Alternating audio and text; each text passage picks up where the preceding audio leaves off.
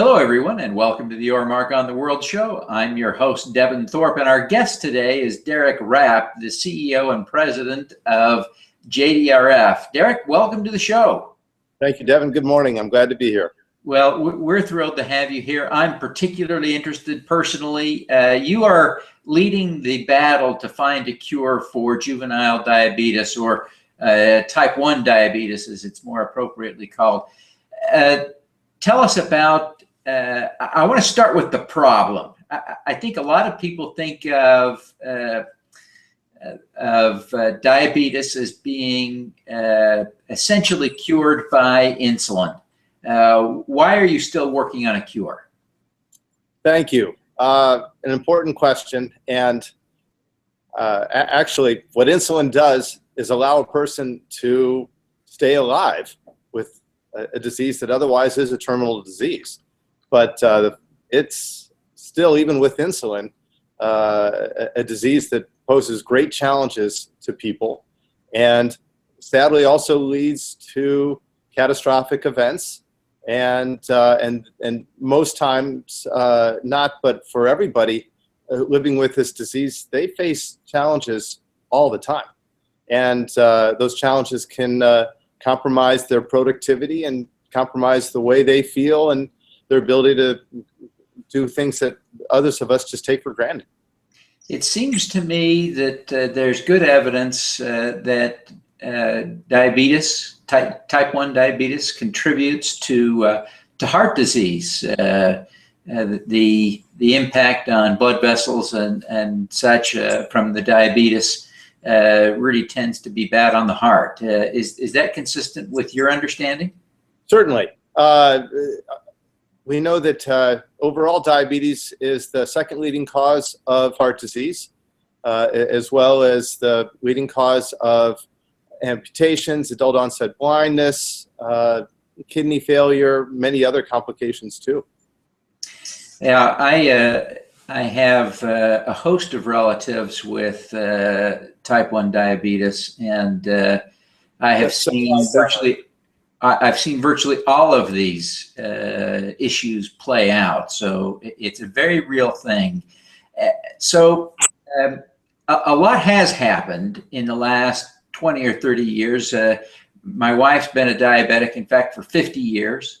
50. And she remembers in those early days when she was a little girl that, there were no blood tests for diabetes. There were only urine tests, and she would have to go to the lab.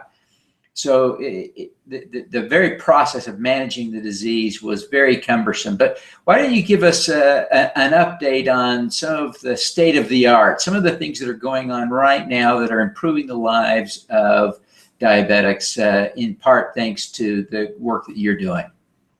Well, first, with regard to your wife, congratulations on 50 years, and I'm hoping that's just a good start. Yeah. And I'm encouraged by the fact that increasingly we see people living longer and longer, and obviously happier lives, fuller lives, even with type 1, because of the better ways to manage this disease.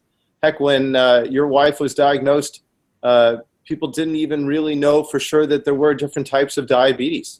Maybe only that some people got it at a younger age and some people at an older age.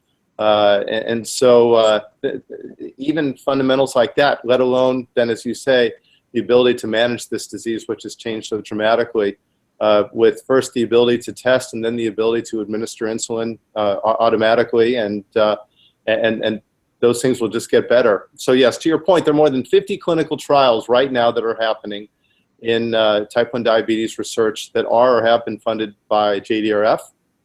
And many other clinical trials along with that. So, in fact, it's a very exciting time.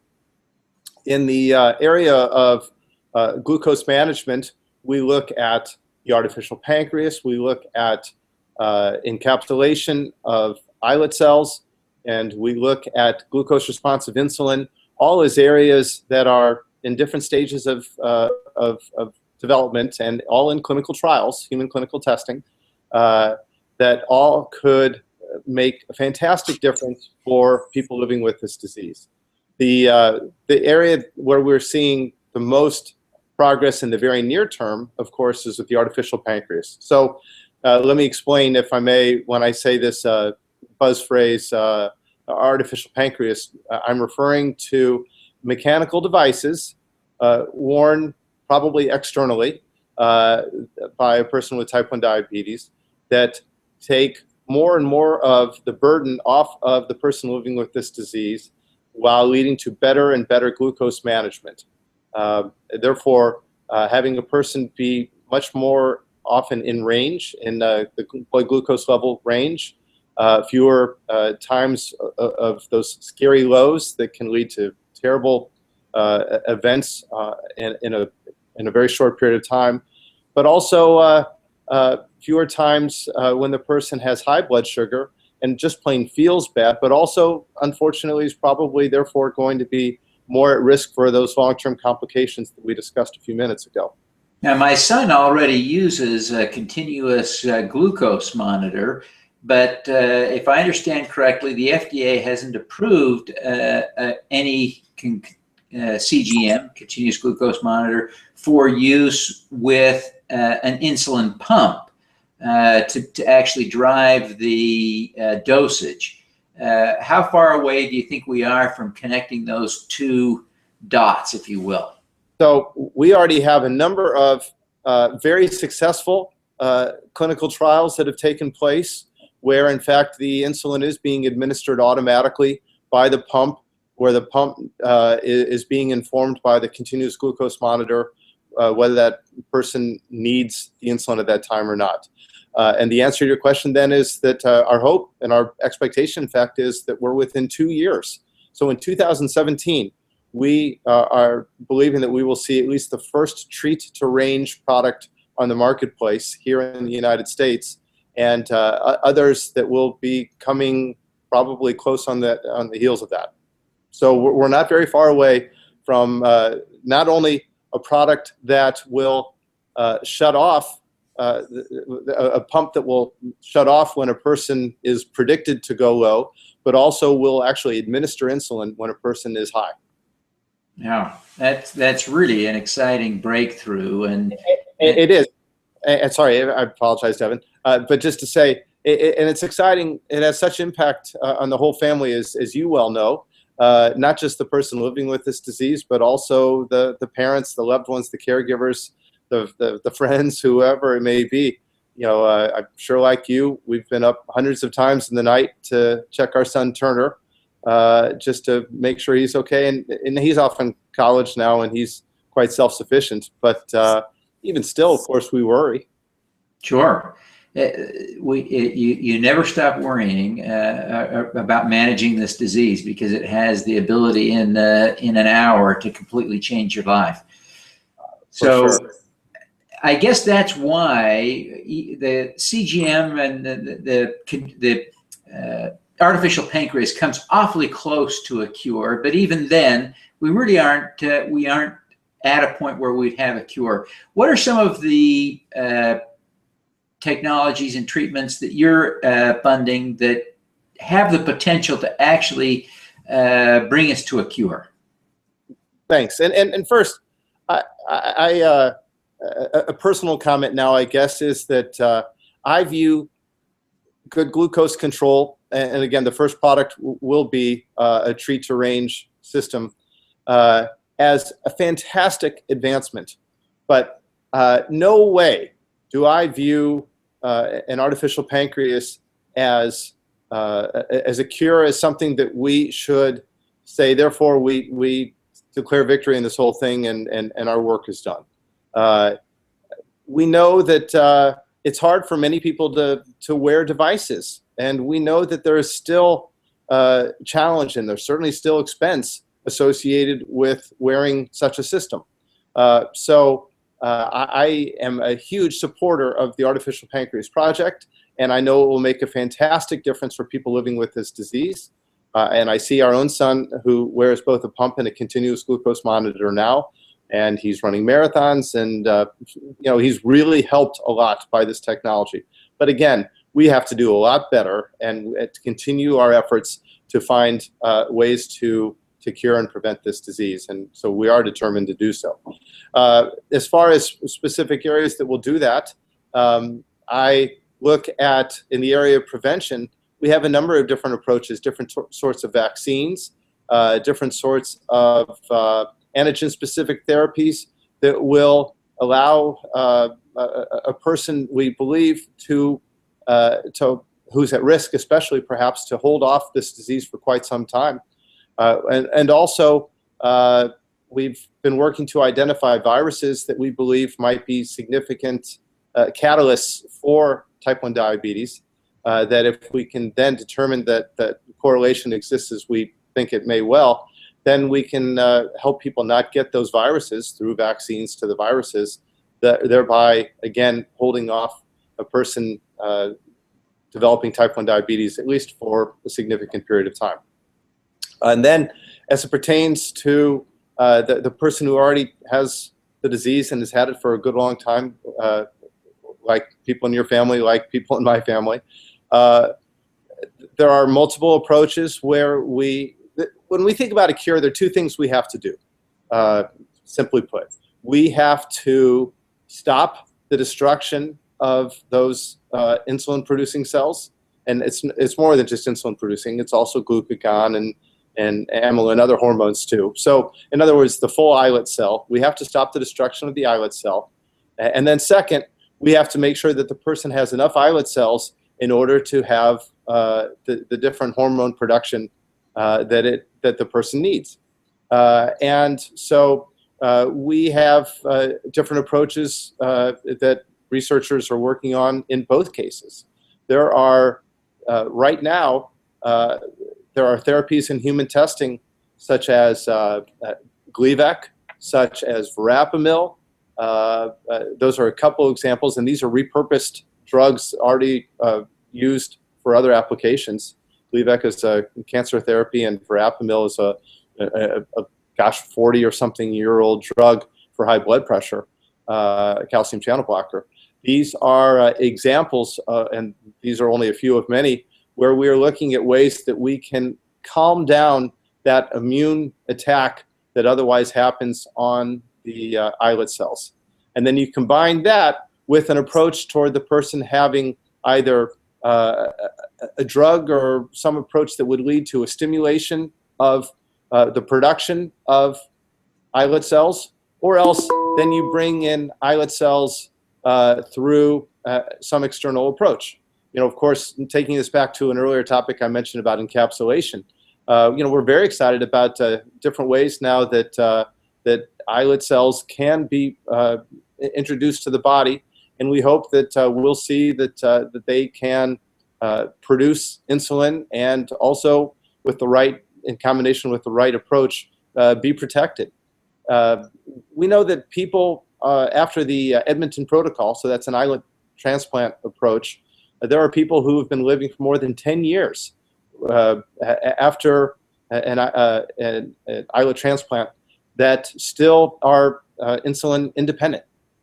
So there are different areas that have to be put together in order to make this work. It's a puzzle. It won't just be one piece.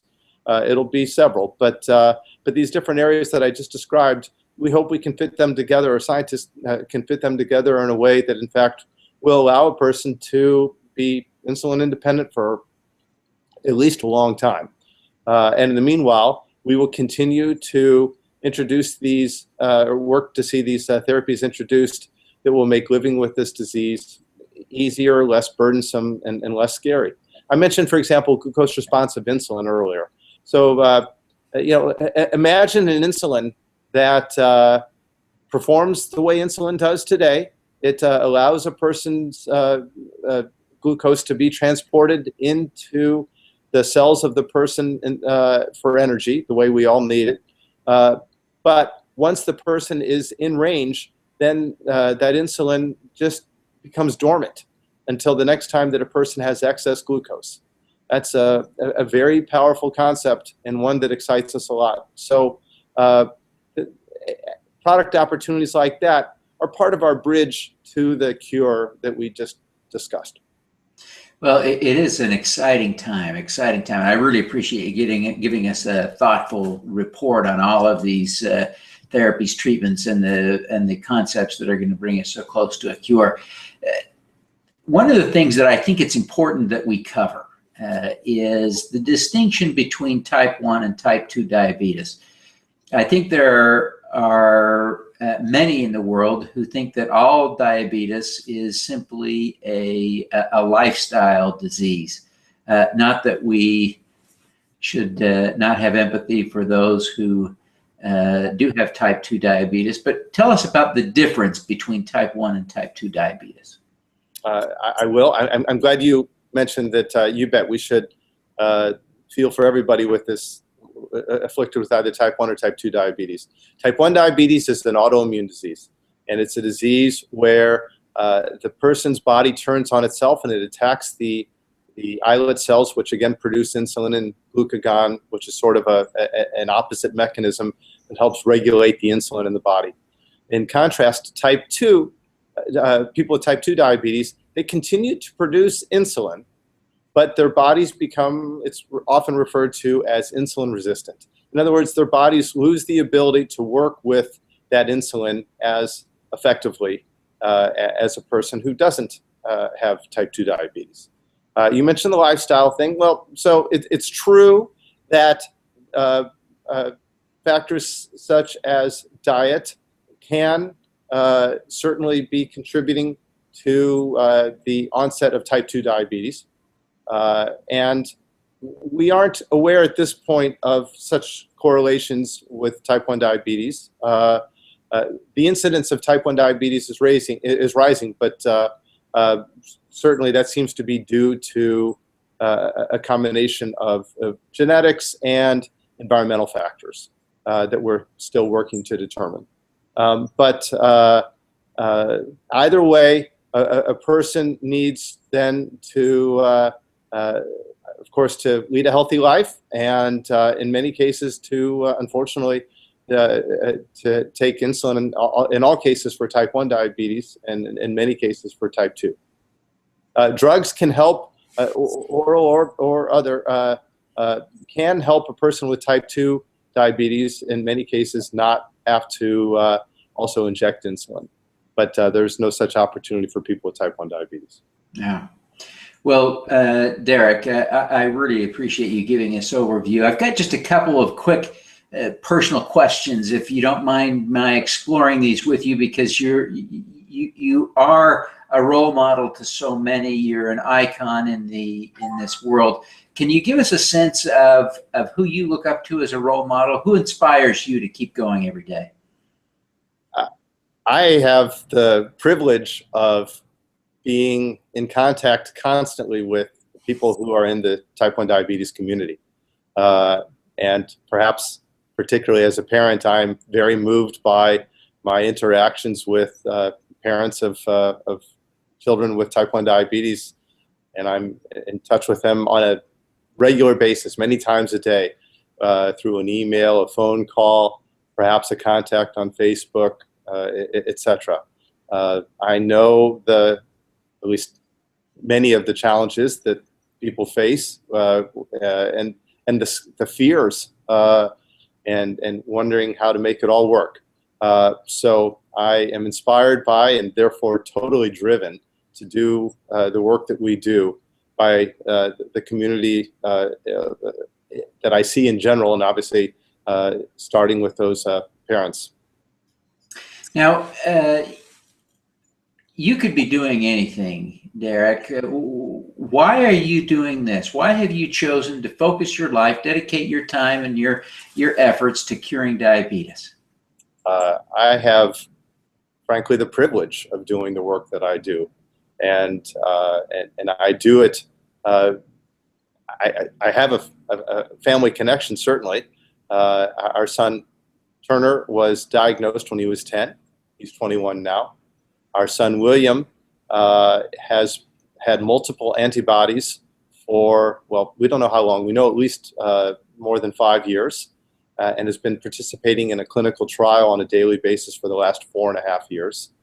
I In addition, my wife's aunt and uncle, 2 first cousins, and a second cousin all have type 1 diabetes. So sure, that's how I got involved. And then once involved, then I had a chance to connect with this community more broadly. As it happens, I was CEO of a biotech research company when Turner was diagnosed with type 1 diabetes. And so I had been involved in the interface of science and business for quite a number of years at that point. And it was a logical thing for me to become involved in this organization. And once involved, then I became totally moved by the opportunity to see this incredible organization with a mission that means so much to so many people. And that mission is to develop life-changing therapies to cure, prevent, and treat type 1 diabetes and its complications. And that couldn't be a better fit for me. You are so accomplished. Is there one tip you can give us, something you do every day that will help us all have more impact in the world? Gosh, I'm trying to learn from everybody all the time, to be honest with you. But I think, so I certainly work to stay in touch. You know, I'm out in the field most every week of the year. And I'm talking with people on the phone or communicating electronically with people on the phone, seemingly, or rather on the internet, rather, all the time. Look, this is a complicated disease, and it's a big problem that we face. And it's bigger than any one organization, JDRF or otherwise. And I'm proud of the fact that JDRF is one of the major players in this battle, but we have to work together. And so I'm learning constantly from the parent who is contacting me with a suggestion or a question or a concern. I'm learning from the companies with whom we interact. I'm learning from other research funders. So what I would say to you in answer to your question is just I work to stay fairly current, well, very current, but at a fairly detailed level on the research. And I work just plain to know what seems to matter to this community, and then try to help create that bridge to the rest of this organization. We have an organization that is moved by our mission, and I have the good fortune of being out with people who are bringing me that mission and caring so much with the passion that they have all the time. And for me then to create that bridge between the passion that exists and the rest of our organization is really a powerful thing. And that includes, of course, the volunteers, the thousands of volunteers to this organization. We have fantastic. I really appreciate you taking the time to be with us today, Derek. I know that there are going to be countless people who watch this who will want to get in touch, want to learn more about the research that you're doing, and they'll want to know how to help. Can you coach them through the process of learning more and helping out? Sure. Well, start with jdrf.org as our website, which it has a great deal of information. And I would, it's got information on research, on how to get involved with JDRF, and for that matter, involved with other organizations too. And that's the first thing I would say. The second is, you know, I try to be accessible through, whether it's through Facebook or email or whatever. And so, you know, it's fine for people to reach out to me. I understand that I do my best to try to respond to everybody in a timely fashion, or get someone inside this organization to respond if I don't directly. But it's not hard to get in touch with me, that's for sure. Great. Well, Derek, thank you very much for being here with us today. We wish you every success in the great work you're doing. And personally, I and my family thank you. Well, you bet. And thank you, Devin. And congratulations on having a 50-year medalist in your home. That's awesome. Well, thank you. Let's do some good. Yes, sir.